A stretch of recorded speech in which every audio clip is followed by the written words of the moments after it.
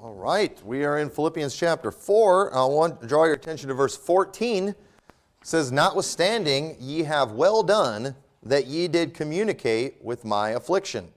Now ye Philippians know also that in the beginning of the gospel, when I departed from Macedonia, no church communicated with me as concerning giving and receiving, but ye only. For even in Thessalonica ye sent once again unto my necessity. Not because I desire a gift, but I desire fruit that may abound to your account." And the title of my sermon today is "Not Because I Desire a Gift." So the Apostle Paul, we know this is one of the prison epistles. He's been going through a lot. They've been going through a lot. And he points out the fact and he acknowledges the participation that they had in helping him in his ministry. One of the things that we see Paul reference a lot was taking a collection for the saints, and Paul was somebody who had been put in charge of different financial things to try to be a help to people. And we always see him acknowledging these churches that participated, and he would often point to other churches that did well in these areas. And so he's acknowledging the good that they did in their giving. The word that he uses, communicating.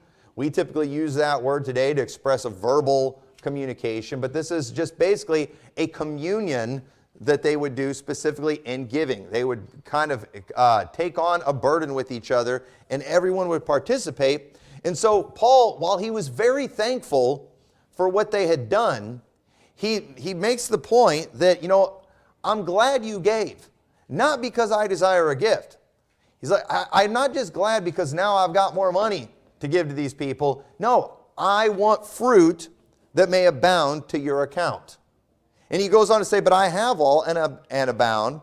I am full, having received of Epaphroditus the things which were sent from you, an odor of a sweet smell, a sacrifice acceptable, well-pleasing to God.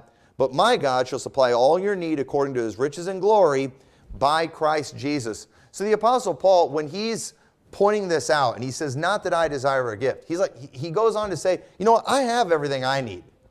I'm content. He said early in the chapter, "I've learned whatsoever state I'm there with to be content."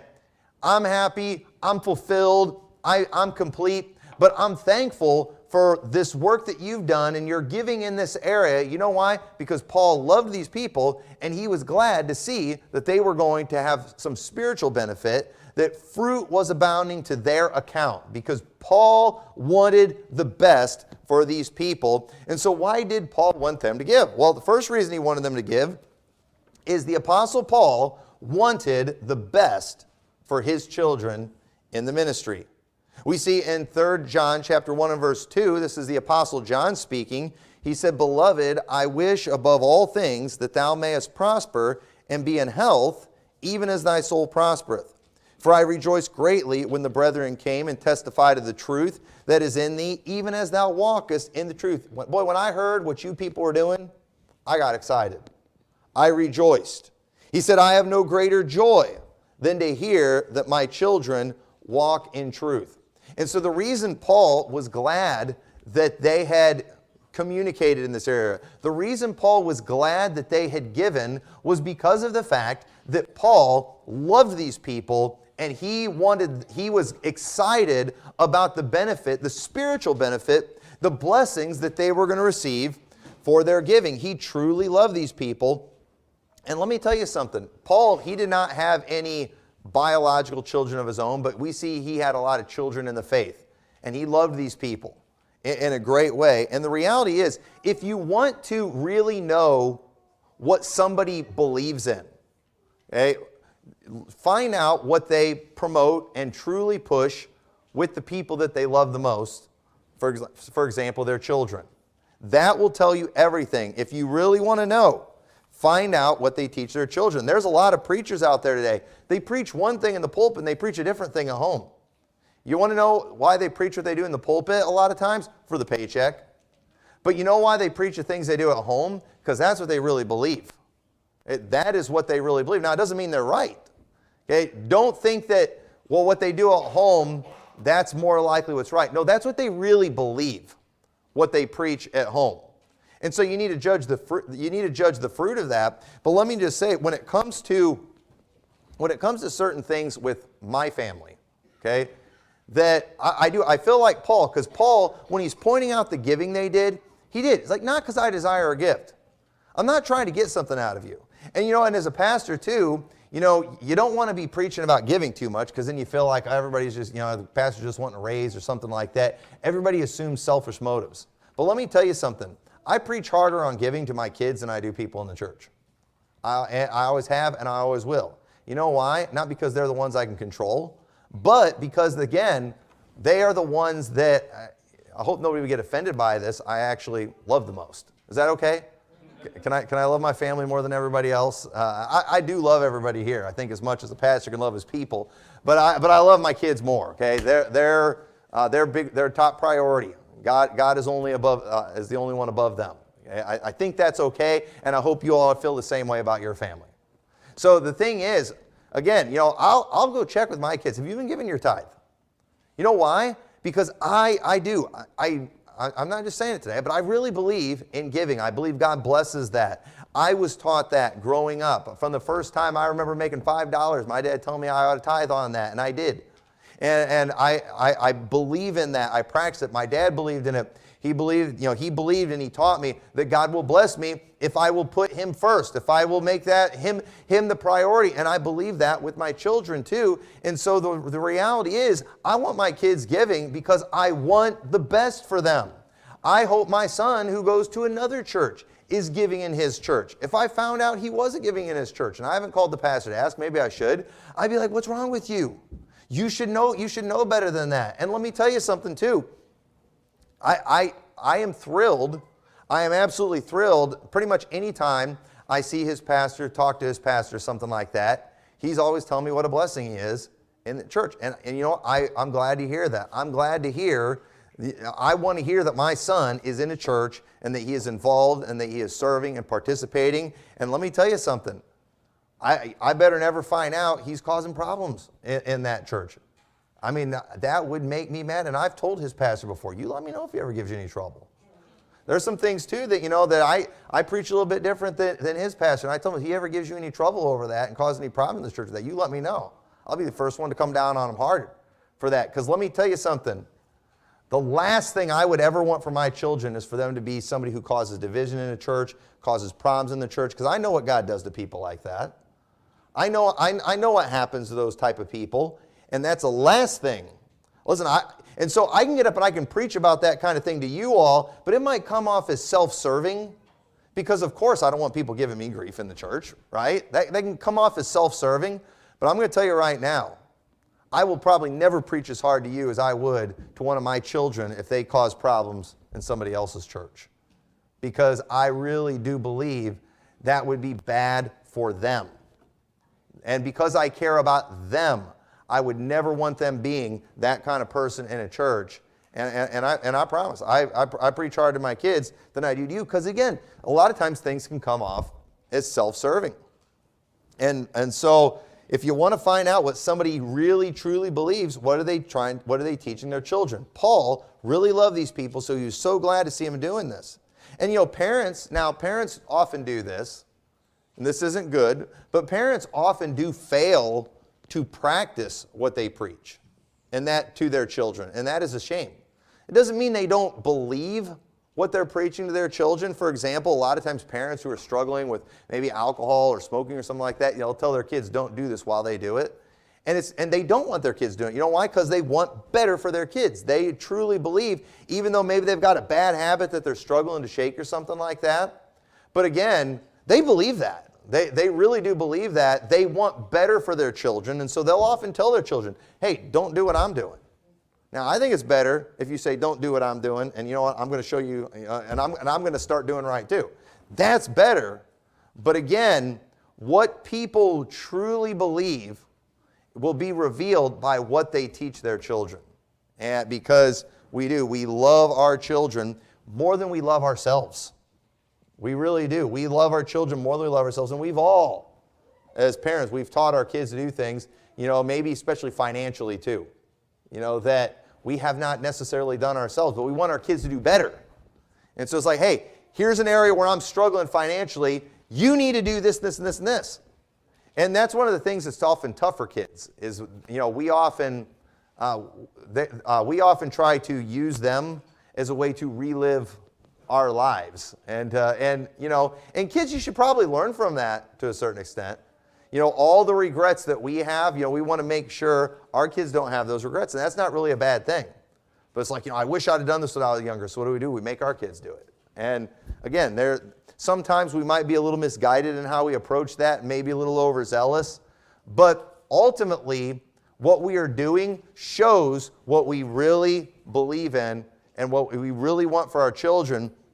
And so Paul, when he said, not that I desire a gift, Paul's like, no, I really believe in this. And while I've already got everything I need, I have greater joy now because I know this is going to turn into a blessing for you. This is going to be good for you. This is fruit to your account. Paul was already rich, and I think he knew that he was rich in rewards coming for him in heaven. But you know what? He wanted riches for his children in the faith too. He wanted riches for the people that he loved, and that's how we all should be when it comes to our children. That's how I should be as a pastor when it comes to the people in my church. That's how we all should be with our fellow church members. We should want them to have blessings. And so Paul, he mentioned in verse 1, he says, therefore, my brethren, dearly beloved and longed for, my joy and crown, so stand fast in the Lord, my dearly beloved. These were people that Paul was very pleased with, or well pleased with. Today we use the term, I don't like to use this term because it's not biblical, but he was proud of them. Okay? The way the Bible puts it is well pleased. These were people who brought him joy. Your children, when they're doing good, it brings you joy. When they're doing bad, it brings you shame. And we've all had shameful moments as a parent, and we've all had those moments where like, that's my kid. We've all had those. And what is it that brings us pleasure? When we see them doing good, when we see them succeeding, when we see them making good decisions, when we see them doing things that are godly, when we see them doing things that we know this shows that they are on a good path in their life. When they are taking a good direction, it brings you pleasure. It brings you joy. And one of the things that I've had to face a couple times now too is when your sons, introduce you to a young lady that they are pursuing. And you know what? I'm thankful that when that has happened with my sons, that I have been well pleased. It's like, okay, they're looking for the right thing. They're looking for something that I know is going to make them happy, rather than some of the things that often deceive people. That, and there are certain types of females out there that if my son introduced them to me and said, I'm interested in this, I'm going to be like, oh boy, not good. And let me tell you, there's been times in the past where our boys have mentioned people that they were thinking about, and we knew who they were, and as parents we were like, don't, bad, don't do that. And guess what, parents, you're allowed to do that. Okay, you should do that. Help guide your children in these areas. But when you see them making good choices, when you see them looking in good places, so far everyone that they have ever even suggested has been, independent fundamental Baptists, people who were Christians and love the Lord. I'm thankful for that. And even some of them, they're not always great, but at least they've been looking in the right places. They've not been telling me about ladies they met in the bar or something like that. I'm thankful for that. That is a blessing. And you say, why? Because I want the best for my children. I want them to have the best. And so you better believe that these things matter. And when you see them doing good, you're pleased. And so when the Apostle Paul saw what these Philippians were doing, this brought him joy. These were people who brought him joy, just like the people that John wrote to. I have no greater joy than to hear that my children walk in truth. He felt that way because he wanted the best for them. These people that Paul is writing to, these are people that he worked with. These are people that he labored with. And Paul recognized the blessings he had received as being a servant of God. And so when he looked at these people, he was like, I want that for them too. I want the best for my children. You want to know why? I do not believe that independent fundamental Baptists are the only saved people on the planet. Okay, I don't. I do not believe that our methods, our traditions, or whatever you want to call them, get a person into heaven. Okay? We all have to come to grips with that Baptists aren't going to be the only people in heaven. We all understand that? Okay? Are we okay with that? I'm okay with that. Okay, all right. I used to hear preachers say all the time, I don't believe being a Baptist gets you to heaven, but I believe if you want to go first class, you got to go Baptist. Okay, we can all say things like that, but let me tell you something. You know what? You want to know why I want my kids to be independent fundamental Baptists? Because I believe that that will provide them the best life here on this earth. I believe they're already saved and going to heaven because they put their faith and trust in Jesus Christ. But I believe that they are going to be more likely to gain heavenly rewards if they are following the practices and going along with the things that are promoted. I don't see people promoting evangelism and soul winning as much in other religions as I do in independent fundamental Baptist churches. And I want my children participating in those things. You know why? Because I want fruit to their account. I want that for them. I don't want, and it's the same thing too for the people in our church. When we go to heaven and we stand before God on Judgment Day, I don't want the crowd standing there with no rewards, just wood, hay, and stubble, being all the people from Liberty Baptist Church. Who are those poor people over there or nothing? That's the Liberty Baptist Church people. Hey, we're still in heaven. We're saved, yet so is by fire. But do we really want to be those people? And as a pastor, I don't want that. You know why? Because I want the best. I want the best. And so I promote these things. And especially as a father, I promote them to my children as well. And I have received blessings. I have received joy as a result of these things. And I want that for them too. Look what it says in verse 4 of Philippians chapter 4. It says, rejoice in the Lord always. And again I say rejoice. Let your moderation be known unto all men. The Lord is at hand. Be careful for nothing, but in everything by prayer and supplication with thanksgiving, let your requests be made known unto God. And the peace of God, which passeth all understanding, shall keep your hearts and minds through Christ Jesus. Notice Paul, he also wanted their focus to be on the right things.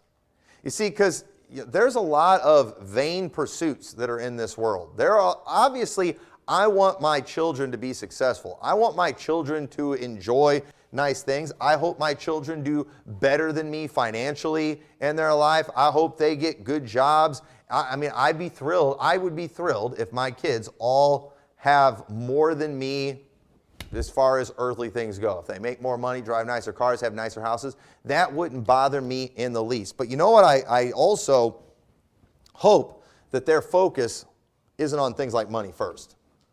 I hope they don't put possessions over the things of God. I hope my children don't sacrifice the things of God so they can have these possessions. I like possessions. Okay? Would you rather drive a clunker that's breaking down all the time or a car that runs good? Of course we all like nicer things. Do we want to live in a dump, or would you rather live in a nice house? We all like nice things. Let's just admit it right now. But we should not sacrifice the spiritual things, the eternal things, for earthly things. We shouldn't do that. We need our focus. We need the priority be on the right thing. And notice what he said too. Let your moderation be known unto all men. Okay? And everybody wants to act like, if you even think about one thing, that's just all your focus. Did you know that we are allowed to pursue multiple things at one time?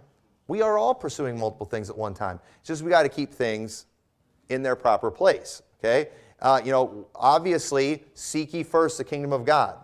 But what I should not do, okay, I am not a good Christian if I am so focused on God, I'm neglecting my family. No, God wants me focusing on Him and my family and my church. And in your career, you can focus on your career. Just, again, always keep things in their proper place. God, family, everything else. Okay? We all know the priority. I'm not going to talk about, go through all that. But as long as we keep things in their proper place, it's okay to do that. And it's like these days too, we're in a political season. If you say anything about politics, oh, you care more about politics than you do God. No, I don't. I'm just interested in politics too. Okay? It doesn't mean, it doesn't mean I put politics before God. It just happens to be what I'm talking about today. It's like you do anything. You go do something fun. You go to, you go to an amusement park or something. You're not very focused on souls. I do that one day a year. And you always have those super spiritual people that just want to act like 100% of your life is devoted to these things. No, it's not. But we keep them in, as long as we keep them all in their proper place. I don't care if you like sports. I don't care if you have hobbies. I don't care if you like hunting. I don't care if you like golfing or whatever it is, as long as you keep those things in their proper place. Did you know God's okay with us enjoying life?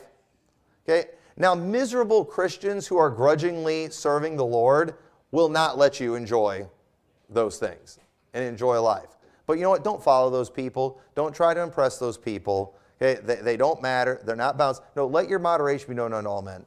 Okay? You just keep things in their proper place. And you know what? I think you'll get your opportunity to do whatever it is you like doing. Okay? Whether that be kayaking or, I guess these are things that I like. You'll get your chances to do that. And God, I think God wants us to enjoy life. And so, lost my spot. So he wanted them, notice Paul, when he said, let your moderation be known unto men. That was right after saying, rejoice in the Lord always. We should always be rejoicing in the Lord. We should always be praising the Lord. Paul wanted them excited about what God is doing. We should all want our families, as a pastor, I want our church being excited about the things that God are doing. I want everybody here to be involved in the things that God is involved in. And you want to know what God cares about greatly? God cares about the church. God cares about souls. God cares about the Great Commission. The Lord is doing a work in these areas, and I think it's important that all of us are involved in these things, that we're excited about it. He wanted them to anticipating the return of Christ. He mentions how the Lord is at hand. He wanted them always anticipating that. He wanted them always thinking about the fact that one of these days Jesus Christ is going to come back. That needs to be the focus. And if we always remember that, again, while we are building our houses, while we are building our lives, while we are planning for the future, we should always remember, though, at the same time, that Jesus is coming back. And when we do, if you just keep that in mind while you're pursuing things, building a career, whatever it is you're trying to do, as long as you are also staying focused on the fact Jesus is coming back, then you'll keep your priorities straight. You know what? If you understand Jesus is coming back, that will help you too when you face failure, when you face setbacks in your life. And that's going to happen.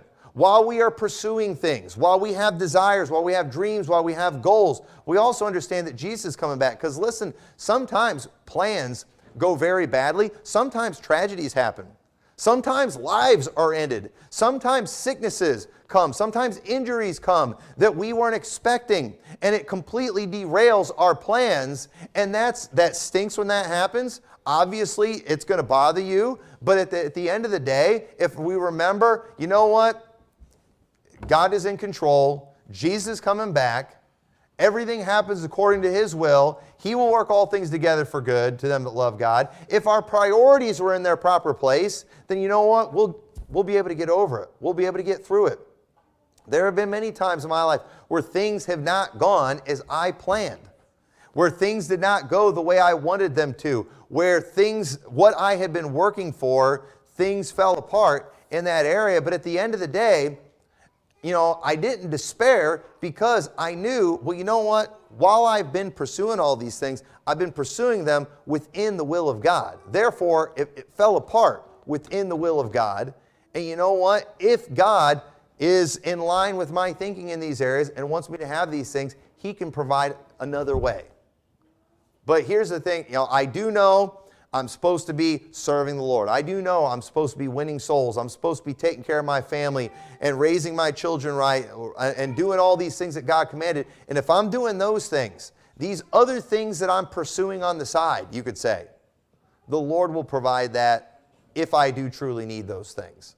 And so at the end of the day, the Apostle Paul, he wanted them keeping their focus, keeping their priorities right on the Lord, on His return. He didn't want them worrying. He said, be careful for nothing, but in everything by prayer and supplication with thanksgiving. If they didn't focus on the good, then they were going to be focused on the bad. If they don't stay focused on the right things, he knew they would naturally descend into the vain pursuits of the world. And that's why, one of the reasons we have church, if we are not, as Christians, all of us, if we are not regularly being reminded of why we are here, what we are supposed to be doing, we are just going to naturally slip into carnality. We are going to naturally backslide into carnality or descend into the vain pursuits of the world. And the temptation to chase after vain things is a strong thing, and it truly is a tragic waste. But that's our world. It's constantly promoting things, fun, entertainment, all that stuff, and it is so easy to get sucked into that. It's very easy. Matthew 16:25 says, "For whosoever will save his life shall lose it, and whosoever will lose his life for my sake shall find it. For what is a man profited if he shall gain the whole world and lose his own soul? Or what shall a man give in exchange for his soul?" So think about this. If the soul is the most important thing, if it is more valuable than all the riches of the world, then the soul of my children and loved ones are going to be the number one thing I want them to obtain. If I truly love somebody and I want the best for them, like Paul, not that I desire a gift. I've got what I need. No, I want fruit to your account. So for me as a pastor, for me as a father, for me as a friend, as somebody who claims to love anyone, the number one thing I should want for all that I love is their salvation. That they have their soul. And the way that they get that, we know, is through faith in Jesus Christ. But after that, after the one I love and the one that I want the best for has their soul, wouldn't it make sense that if the soul is the most important thing, wouldn't it make sense to focus greatly on them helping other people get their soul saved? I mean, isn't that one of the best things that they could have? And you know what? You want to know one of the reasons I want people to soul in this church? So, because you want the church to get bigger. So you can get more money in the church. No, not that I desire a gift. I desire fruit to your account. Because the souls are, I want you to receive rewards too. I want to see, obviously I want people to not go to hell, but there are rewards for these things too. And so, it's very important to me. It's never been important to me that my children go full-time in the ministry or pastor or something like that. If the Lord calls them, great. But you know what? It is important to me that my children be involved somehow in bringing souls to Christ. Why? Because I desire fruit to their account. And you know what? I'm happy when I hear about my son who goes to a different church, witnessing to people and seeing people saved and inviting them into another church. You know why? Because I want fruit to his account. I want that for the people I love. I want them being involved in souls. And so look at verse 9 of Philippians chapter 4. He says, "These things which you have both learned and received and heard and seen in me, do, and the God of peace shall be with you. But I rejoiced in the Lord greatly, that now at the last your care of me hath flourished again, wherein ye also were also careful, but ye lacked opportunity. Not that I speak in respect of want, for I have learned in whatsoever state I am therewith to be content. I know both how to be abased, and I know how to abound. Everywhere and in all things I am instructed both to be full and to be hungry, both to abound and suffer need. I can do all things through Christ, which strengtheneth me." So notice here that Paul wanted these people that he truly loved, that he wanted the best for. He wanted them following his example. Again, he wasn't just telling them what he thought they should do, but he was also setting the example. And this needs to be one of our motivations for keeping things right in our life. Someone is following us. Somebody's following our lead. Our children are probably going to do what we do more than what we say. That is very likely. They are going to face temptation. We need to show them how to overcome these things. And we have to have people showing people how these things are done, not because we desire a following. We live in the world today of influencers. Everybody wants to be an influencer today. Why? Because people want a following. We are living in a world today, and we have so many people becoming just radicalized and crazy. Why? Because people want a following, and crazy gets attention.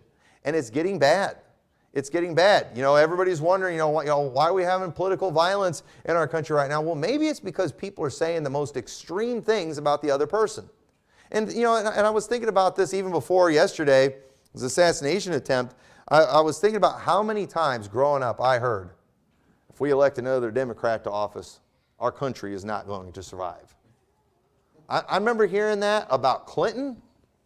I remember hearing that about Obama.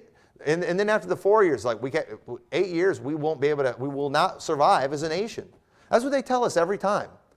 But here we're still here. We're still here. And we've survived almost 4 years of Biden. But listen to the rhetoric. Listen to the things that they're saying. And they're all, we're just, if Trump gets in, he's going to take away democracy. And then we wonder why somebody shoots him. And then two, if Biden gets in another 4 years, we're always just prophesying the worst doom and gloom. It's why can't we just say, things won't be as good? Gas will be a little more expensive. That doesn't get as much attention. And so, unfortunately, people are hearing this extreme rhetoric and are just going crazy with it. And we have the same thing, too, in religion. People can't just be normal in their preaching. They can't just speak the truth. They've always got to take the most extreme position in everything. Somebody disagrees just a little bit, they're a damnable heretic, and we're radicalizing everybody. We're isolating everybody. We're radicalizing everyone, and everybody's just crazy. Folks, our country is crazy. It's literally crazy, the insanity that's going on, just the constant meltdowns people are having. And at the end of the day, you want to know why a lot of it is because people are watching too much TV, they're watching too much stuff on the internet, they're being influenced by influencers because they're entertaining, charismatic, whatever, and they're all getting their attention by being the most extreme. But you know who people aren't following today? People that they know in the flesh. People that they observe when they're not in front of a camera. Folks, that's what really tells you things. Again, that person in real life. But we're all following people who are reading scripts, who are reading teleprompters, who are in front of a camera. People get fake when you turn on a camera. Folks, it's instinctive. All I can do, I could pull out my phone and I could point it at one of these little kids like that. You know what they do? This immediately knows. You smile for a camera. Why don't we just do real pictures? Why don't we capture real moments? You know why? Because they look like this. But that's real. And some of you think things are real because you're on Be Real. When you get notified, which is so fake. It's fake news. It's completely fake. You weren't smiling before that. You were just yelling at the kids right before that. If you really want to do Be Real, while you're yelling at your kids, hold it up and you have that angry face. That's what you really do. Show your little kid crying in the corner while you're screaming at him. That's what you would really do. But yet, think about all the people that are getting all their guidance and everything from people who are doing stuff in front of a camera. That doesn't make sense. But back during this time, these were people who had observed the Apostle Paul. They had labored with him. They had worked with him. They had seen him in good times. They'd seen him in difficult times. And the Apostle Paul, he wanted these people following him, not because he desired a following. Paul had what he needed. Paul wanted these people following him because he knew it would result in rewards for them in their life. It would result in fruit to their account. And so again, every preacher, they're going to preach the right things about giving and all these different things. But again, sometimes it might be a self-serving motivation. But the reality is, if you want to know what somebody really believes about something, find out what they actually teach and promote to those they love the most. And with the Apostle Paul, everything he's teaching here, it's because he truly loved these people. And we have to have people showing people how things are done. Not because we desire following, but because we want them to have fruit. 1 Timothy 4:11, these things command and teach. He's talking to Timothy. Let no man despise thy youth, but be thou an example of the believer in word, in conversation, in charity, in spirit, in faith, in purity. Why is he telling Timothy that? So he can have a following? No, because the world needs examples. Our world is suffering because of sin. And what are they doing? They're just doing what everybody else is doing. You want to know why we have so many bad marriages today? Because they have relationships like what they're seeing on television, like what's being promoted on all these dating shows and things. It's just promoting promiscuous living. And people are thinking, like, that's how you do things. No, that's not how you do things. That's not how you date. That's not how you start relationships. That's not how things are done. And then, when you have people like us and what we teach in our church, that is foreign to our world. That is absolutely foreign to them. They have no idea how things are supposed to be done, and we need God's people setting an example in this area.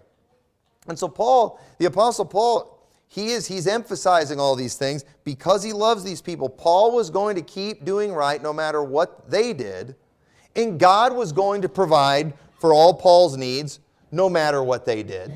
Paul's like, God's going to take care of me. I'm going to be taken care of. But at the same time, I appreciate what you're doing, and I'm thankful that it's you doing it. You know why? Because I care about you, and this is going to result in fruit to your account. You're going to be a partaker in rewards. He wanted that for him. He wanted the best. Paul loved these people so much. He wanted them to be the ones that God used so they could receive the blessing and that would come from giving to the work of the Lord. And we need to remember that Revelation 22:12 says, "And behold, I come quickly." This is Jesus speaking. "And my reward is with me to give every man according as his work shall be." Folks, that's right at the end of the Bible.